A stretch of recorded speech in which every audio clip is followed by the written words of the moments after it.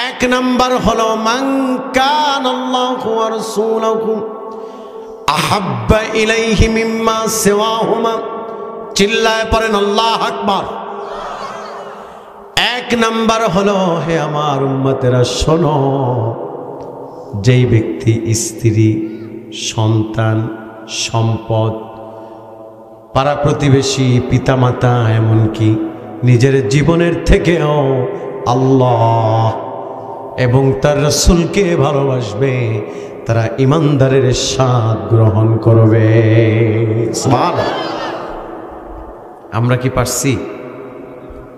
এই সত্য করে বলেন, আমরা কি পারছি? পারি নাই। মুখে মুখে বলি, মুখে মুখে মুখে মুখে বলি আমি আশেকে রাসূল, মুখে মুখে বলি আমি সুন্নি, মুখে মুখে বলি আমি আহলে সুন্নাত ওয়াল জামাত, কিন্তু ওলামায়ে কেরাম এখানে সাক্ষী আছে, মুখে একটা আর অন্তরে আর একটা যদি হয় তাকে কি বলে? কি বলে?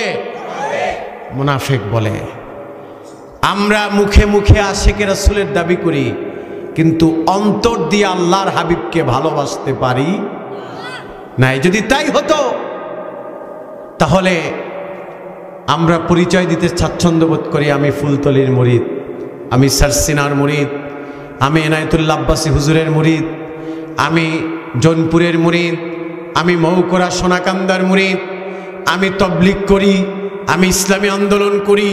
কত দল আমার দেশে, কত সুন্দর পরিচয় দিতে ভালো লাগে আমাদের, কিন্তু আমলের দিকে তাকালে দেখা যায় যে আমলের খাতায় আছে একটা ঘোড়ার ডিম। ঠিক কিনা বলেন? মাথায়ও টুপি, কথা বুঝছেন কিন্তু বোঝার বিষয়, মাথায়ও টুপি, মুখেও দাড়ি, গায়েও পাঞ্জাবি, নামাজও ঠিক পড়ে, কপালেও ঠিক কালো দাগ, কিন্তু খেতে নামলে অপরের আইল ঠেলতে বলে না। কথা বলেন ঠিক না? তা আশিকে রাসূল যদি হয়, সে যদি নবীকে জীবন দিয়েই ভালোবাসে, তাহলে নবী কি আমাদেরকে এটা শিখিয়েছে? নবীজি তো আমাদেরকে ইনসাফ শিখিয়েছে। তাহলে আপনি কেন খেতে নামলে অপরের আইল ঠেলেন? কেন আপনি দাড়ি টুপি দিয়াও বিড়ি টানেন? কথা বলেন ঠিক না? কেন আপনি এতিমের সম্পদ লুণ্ঠন করেন? কেন আপনি আমি ওজনে কম দেই? কেন আমরা খাবারের সাথে ভেজাল মিশাই? কেন আমরা এতিমদের হক নষ্ট করি? শুধু তাই না, সুযোগ পেলেই কার সম্পদ কেমনে দখল দেওয়া যায় এই চিন্তা চেতনা নিয়ে হাঁটি। ঠিক কিনা বলেন? বাকির খাতা আছে না দোকানে, বাকি খাইতে গেলে বেচারা খাইছে 50 টাকা, লেখা রাখে 100 টাকা, আছে না নাই? আহা, মনে রাখবেন, যেই ব্যক্তি আল্লাহর হাবিবকে জীবন দিয়া ভালোবাসি, এ কথার সিগনিফিকেন্স হলো জীবনের থেকে আল্লাহ এবং নবীকে ভালোবাসার মানে হলো ব্যক্তি আমল দিয়া জীবন সাজাতে ভালোবাসে। ঠিক না বলেন? যারা সত্যিকারে নবীর সুন্নাতের অনুসারী, পাবন্দী হয়ে যায়, তারা কথা দিয়া মানুষকে কষ্ট দেয় না, তারা মানুষের হক নষ্ট করে না, তারা মানুষের সম্পদ লুণ্ঠন করে না, তারা আইল ঠেলে না, তারা ওজনে কম দেয় না, তারা সুদে টাকা লাগায় না, তারা ঘুষ খায় না, তারা মানুষকে বিভিন্ন রকমের কষ্ট দেয় না। কারণ যারা আল্লাহ এবং তার রাসূলকে ভালোবাসে, তাদের জীবনটা ইবাদত দিয়া কানায় কানায় সাজানো হয়। ঠিক কিনা? কথা বলেন ঠিক কিনা? আর আমরা শুধু বলি আমি সুন্নি, আমি আশিকে রাসূল, অথচ মুখে সুন্নাতের কিছুই দেখা যায় না। মুখে দাড়ি নাই, কয় আমি সুন্নি। সুন্নত নামাজ পড়ে না, কয় আমি সুন্নি। নবীর সুন্নতের আমল করে না, কয় আমি সুন্নি। মনে রাখবেন, ওই ব্যক্তি বলতে পারে সুন্নি যে নবীর আদর্শকে লালন করে। ঠিক কিনা? মুখে না, নবীকে ভালোবাসবেন মুখে না কাজে, মুখে না কাজে, কাজে কাজে, মুখে না।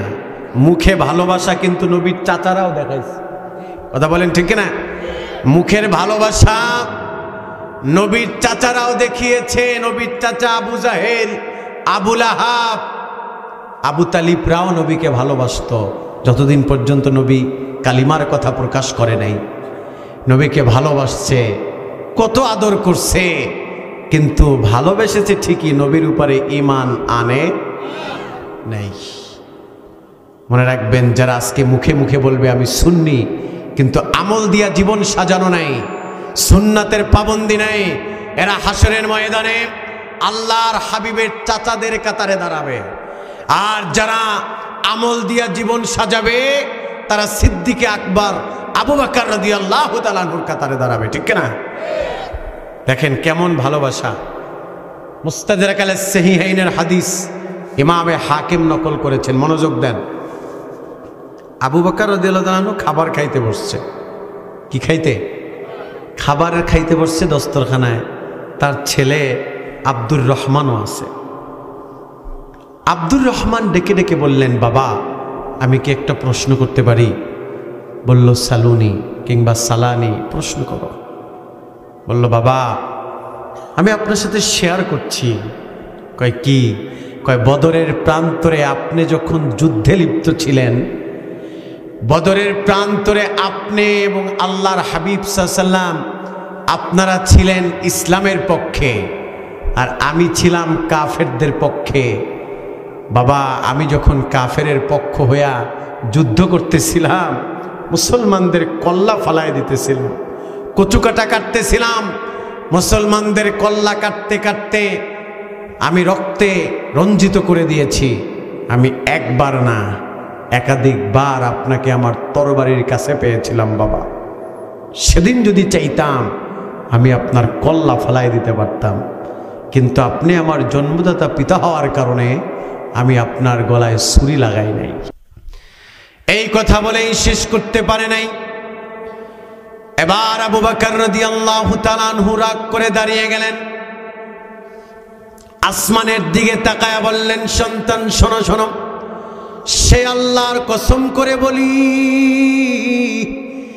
যার হাতে আমার জীবন, যার হাতে আমার মরণ, সেই রবের কসম করে বলি শোনো, তুমি তো আমাকে বদরের প্রান্তরে পেয়েছো, বাবা হওয়ার কারণে তুমি আমাকে ছেড়ে দিয়েছো, মারো নাই।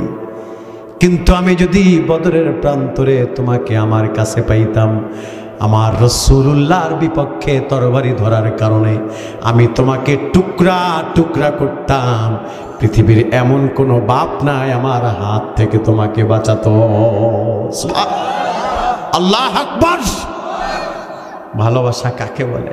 সন্তান বলল, আপনি আমার বাবা, এ কারণে ছেড়ে দিস। আর বাবা বলে, বেটা তুই তো আমাকে ছেড়ে দিছো, আমি যদি পাইতাম আমার হুজুরের বিপক্ষে অস্ত্র ধরার কারণে আমি তোরে গর্দান ফেলাইতাম, পৃথিবীর এমন কোনো শক্তি নাই আমার হাত থেকে তোকে বাঁচাতো। সুবহানাল্লাহ। সন্তান চোখের পানি ছেড়ে দিয়েছে।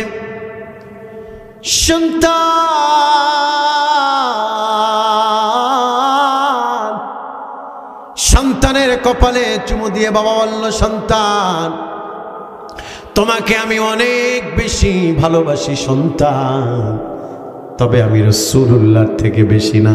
সুবহানাল্লাহ।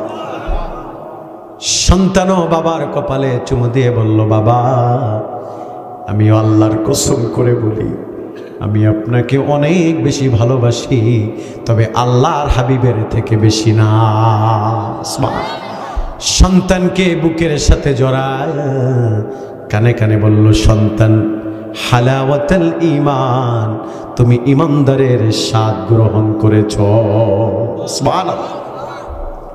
আহা, আর আমরা শুধু মুখে মুখে বলি নবীকে ভালোবাসি। মনে রাখবেন, মুখের ভালোবাসা দিয়া কাজ হবে না যদি আমল দিয়া না করেন। ঠিক না? ওই ব্যক্তি বলবে আমি নবীকে ভালোবাসি যে রাতের বেলা অর্ধেক সময় ঘুমায় আর বাকি অর্ধেক সেজদায় রাত্র পার করে। ঠিক না? ওই ব্যক্তি বলতে পারে আমি নবীর আশিক, যেই নবী কোনদিন, যেই উম্মত কোনদিন নবীর দাড়িতে খুর লাগায় নাই, ওই উম্মত বলতে পারে নবীকে আমি ভালোবাসি যে নবীর কোনো একটা আদনা সুন্নাতের আমল ছেড়ে দেয় নাই। মনে রাখবেন, হাসরের ময়দানে আল্লাহর হাবিব বলেছেন, খামসিনা আলফা সানা মিম্মা তাউদ্দুন, হাসরের ময়দানে 50,000 বছর মানুষ দাঁড়ায় থাকবে। আমল নামা নিয়ে দাঁড়ায় থাকবে, 50,000 বছর সময় লাগায়া আমলের হিসাব দিবে। ওই কঠিন মুসিবতের ময়দানে রাসূল বলছেন, আমি সবার আগে যাদেরকে শাফাত করব তারা হলো আমার উম্মত, ওই সকল উম্মত যারা আমার সুন্নাতের আমল করেছে। সুবহানাল্লাহ, আল্লাহু আকবার। নাম্বার 2 হলো ওয়ামাই ইউহিব্বুল মারআ লা ইউহিব্বুহু ইল্লা লিল্লাহ। সুবহানাল্লাহ, মনোযোগ দেন, এখন কিন্তু মূল আলোচনা। ওয়ামাই ইউহিব্বুল মারআ লা ইউহিব্বুহু ইল্লা লিল্লাহ, যেই ব্যক্তি মানুষকে ভালোবাসবে আল্লাহর জন্য, ঘৃণাও করবে আল্লাহর জন্য, রাসূল বলছে ওই ব্যক্তি ইমানদারের স্বাদ গ্রহণ করবে। সুবহানাল্লাহ। এখন এটা পাওয়া যায় না, এখন স্বার্থ স্বার্থ। কথা কন, এই আমার দিকে তাকান, স্বার্থ কিনা? স্বার্থ ছাড়া এক কাপ চাও খাওয়াইতে চায় না, সব কাজের ভিতরে স্বার্থ। কয় এই এলাকাটা ভালো করে সাজাইতে হবে। কয় কেন? কয় নেতা আসবে। নেতা কে আসবে? কয় নেতা আসবে, এলাকাটাকে ভালোভাবে সাজাইতে হবে। নেতা আসলে কি হবে? কয় 5 দিন পরে আমার মেয়ের বিয়া, নেতা যদি আমার এই আয়োজনকে পছন্দ করে ফেলে, 5 দিন পরে আমার মেয়ের বিবাহের খাবার খাইতে আসবে আর আমাকে মোটা অঙ্কের বান্ডিল দিয়া যাবে, ঠিক কিনা? স্বার্থ ছাড়া এখন মানুষ পাওয়া যায় না। মানুষকে এক কাপ চা পর্যন্ত স্বার্থ ছাড়া খাওয়ায় না। বাজারে দেখা হয়েছে, চাচার 1 কাপ চা খাওয়াইছে। কয় কেন? কয় চাটা খাওয়াইলাম, 5 দিন পরে আমার একটা সালিশি ব্যবস্থা আছে, বিচার ব্যবস্থা, মুখে দিলে চোখে লাজ। চাচার 1 কাপ চা খাওয়াইলাম, যখন বিচার ব্যবস্থা হবে চাচা আমার পক্ষে কথা বলবে। কথা বলেন ঠিক কিনা? এভাবে স্বার্থ, সব জিনিসে স্বার্থ।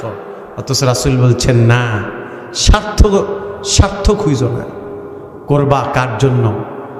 মানুষের জন্য করবা। কার জন্য? একটা মানুষের চাকরি হয় না, তোমার সহযোগিতা পেলে লোকটা চাকরি হতে পারে, ওই সহযোগিতাটা আল্লাহর জন্য করো। ভাই পড়াশোনা করাচ্ছ, এ আশায় না 20 বছর পড়াশোনা করায় বিদেশ পাঠাবো, ভাই টাকা পাঠাবে, সেই টাকা বৈশা বৈশা খাবো, এ কারণে না। ভাইকে আপনি মানুষ করবেন কার জন্য? আল্লাহর জন্য। যখনই আল্লাহর জন্য মানুষকে ভালোবাসবে, তখন আর মানুষের মনে কোনো দুঃখ থাকবে না। করে স্বার্থের জন্য, এ কারণে দুঃখ থাকে। হ্যাঁ, এত কষ্ট করে খাইয়া না খাইয়া মানুষ করলাম ওরে, আর এখন বিয়া কইরা আমারে জিগায় না। আছে না নাই? এত কষ্ট করে বিদেশ পাঠাইছি, এখন আর আমার নামে টাকা পাঠায় না, বোন নামে পাঠায়। আছে না নাই? মনে রাখবেন, আল্লাহর জন্য যখন করে মানুষ, তখন জিগাইলেই বা কি, না জিগাইলেই বা কি, কারণ করছে তো সবের আশায়, ঠিক কিনা বলেন? মানুষকে খাওয়াবেন, এটাও একটা অনন্য সুন্নাত, কিন্তু ওই খাবার ক্ষেত্রে দেখা যায় স্বার্থ। 1 কাপ চাও স্বার্থ ছাড়া খাওয়ায় না। গভীর মনোযোগে খেয়াল করেন, আল্লাহর হাবিবের প্রতিটি সুন্নার মাঝেই আছে বরকত। দিলটাকে নরম করে দেন। যখন আপনি কাজগুলো আল্লাহর জন্য করবেন, তখন আমার আল্লাহ আপনার উপরে রাজি খুশি হবে। সুবহানাল্লাহ। আমি যখন দারুন নাজাতে পড়ি, আমার এক ছাত্র ভাই ছিল, কথা শুনতেছেন?